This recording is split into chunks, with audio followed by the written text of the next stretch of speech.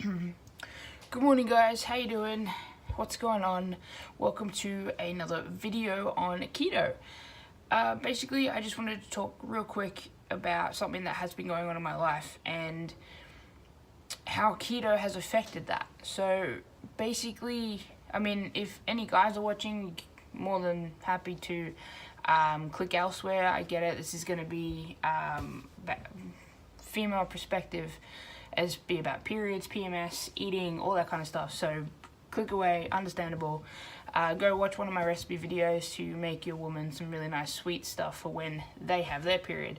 But basically what I'm talking about is when you're on keto, your body isn't taking in the carbs that it needs to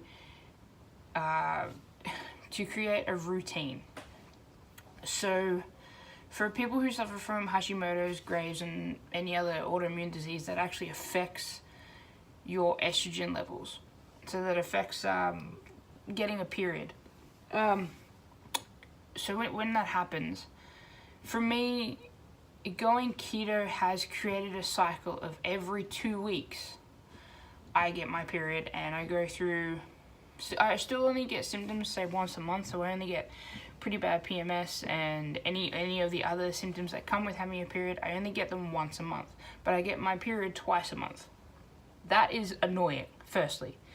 And the reason that is happening is because my body isn't consuming the carbs that it needs to create a routine, which is totally funny. That my body needs carbs, but it doesn't need carbs. So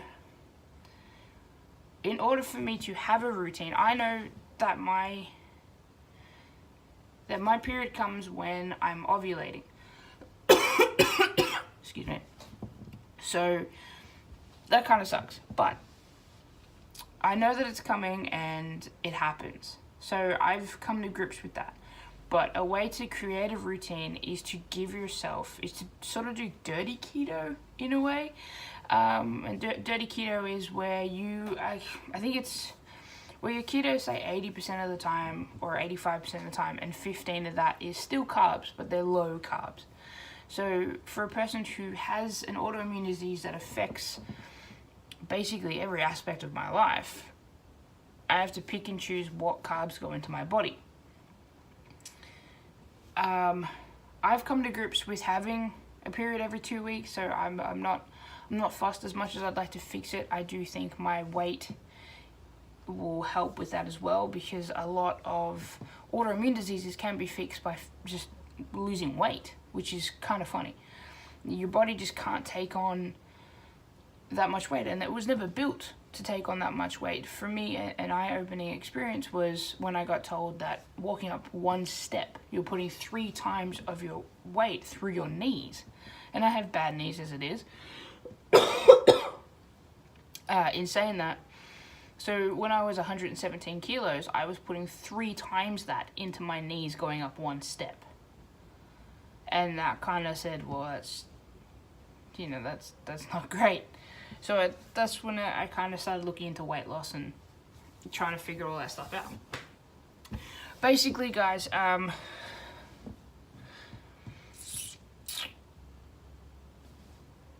every girl that watches this, or every girl that understands this, is gonna hear me say, you get the munchies real bad when it's that time of the month. You want sweet things, you want salty things, like you go through a mad Tassie devil craze of junk.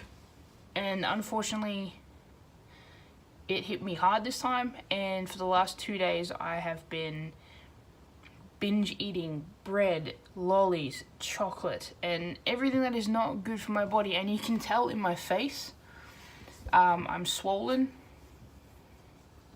And that's from the carbs affecting my body. I've noticed that since I have been keto, I've had a reaction to when I have carbs and sugar that's not made for my body, and I swell up really bad, and my stomach as well. It swells up like crazy.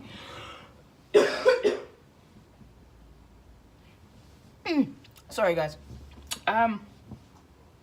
So please let me know in the comment section below what your go-to is after you have one of these. Once you binge because your hormone levels are spiking and your PMS is going crazy, what do you do to get yourself back into ketosis? I know a lot of people will fast for 48 hours to help them get back into ketosis, and that way it'll sort of fix them, but my problem is that when I'm bored, I eat. So I'm trying to not make myself bored, and I know that can be pretty hard. But at the same time, I know at this point my only option is to fast. More than happy to fast. Just comes down to keeping busy and not counting the minutes. But I do have work, and I know that can sort of drive me to eat a little bit, so I've got to be mindful. I've got to start being mindful. I'm about to do some meditation because my mind is a bit foggy. And if anyone has noticed that when they have sugar or carbs, your mind becomes really foggy and you can't think properly and you're just not in the mindset to do anything. So I'm going to try and fix that and meditate a little bit. I'm going to drink tons of water, green tea, peppermint tea, all that kind of stuff, and I'm gonna definitely try and fast for as long as I can. I stopped eating at 8:30, 9 o'clock last night. I was meant to stop at 8, but I got hungry and everything going on. So I don't know what the time is now. It's probably like 8, so it's been like 12 hours. So I'm gonna keep going for as long as I can, and let me know what you guys do to keep in ketosis after you binge eat, or you go off keto for a day, or you have a cheat day. Like, what happens to your body when this happens? So let me know, comment section down below. Don't forget to subscribe and like this video and turn the bell notification on so that you know when I'm posting videos. And next Tuesday we got a cooking keto episode, and I'm not going to tell you what it is, but it may involve layers. Lots and lots of layers. See you guys.